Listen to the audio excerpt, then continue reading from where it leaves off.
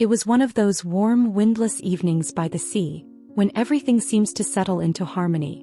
The sky glowed in soft hues of amber and rose, as the sun slowly slipped behind the horizon. A man sat alone at a small seaside restaurant, enjoying a quiet dinner. The rhythmic sound of waves rolled gently onto the shore nearby, mingling with the murmur of distant conversations and the clinking of cutlery. The salty breeze carried the scent of the ocean and the mouth-watering aroma of freshly grilled fish. He sipped from his glass, his eyes on the sunset, savoring a moment of solitude and stillness. Everything about that evening felt peaceful, uneventful, ordinary. But sometimes the extraordinary arrives quietly without fanfare. From beneath the weathered wooden deck of the restaurant, a shadow moved. At first it seemed like nothing more than a trick of the light. But then emerging slowly into view came a small, stray cat. Its fur was dusty, thin in places, its movements cautious but filled with unmistakable intent.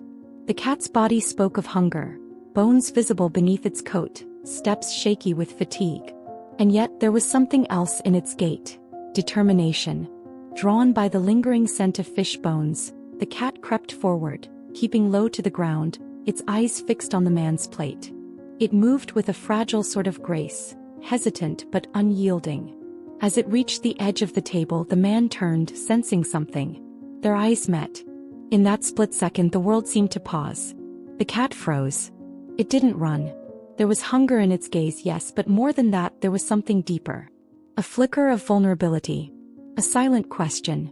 It wasn't just food the cat was seeking. It was connection. Safety. Perhaps even the smallest flicker of hope. And the man, he didn't shoo it away. He didn't call a waiter or turn away in discomfort. Instead, he did something simple, something quiet but profound. He gently slid his plate toward the edge of the table. An invitation. The cat waited a beat, then stepped closer. Cautiously. Slowly. Then it began to eat, each bite more confident than the last, as if it was beginning to trust the moment, beginning to believe it was safe. As the man watched, something shifted inside him. He couldn't explain it. There was no logic to the pull he felt.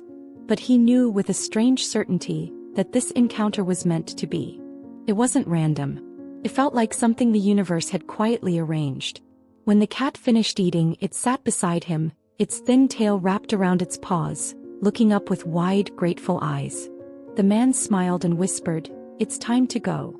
And as if understanding every word, the cat followed. There were no grand gestures. No speeches. No promises. Just a quiet trust silently forming between two beings who had found one another by chance. Or perhaps by fate. That night the man brought the cat home. He didn't prepare anything elaborate. He simply laid out a soft blanket near a heater and filled a bowl with water. The cat didn't explore or hesitate. It walked to the blanket, curled up tightly, and fell asleep almost instantly.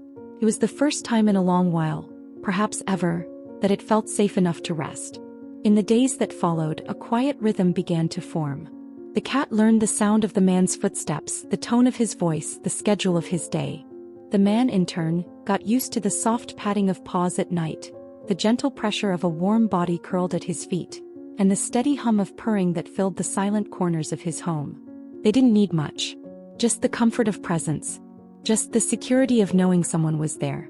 They healed each other not through dramatic events, but in the stillness of daily life, sharing meals, sharing silence, and growing into something they hadn't expected: family. Sometimes life doesn't change with a storm.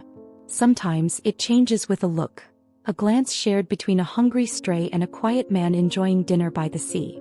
One small act of kindness on an otherwise ordinary evening can ripple into something extraordinary. And for both of them, that night at the seaside didn't mark the end of a quiet meal. It marked the beginning of a new life.